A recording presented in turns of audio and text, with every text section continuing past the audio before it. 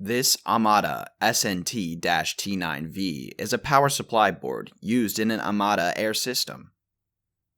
We received this board as a dead board that we needed to both repair and rebuild before we were able to get it to power up again, as shown in the video.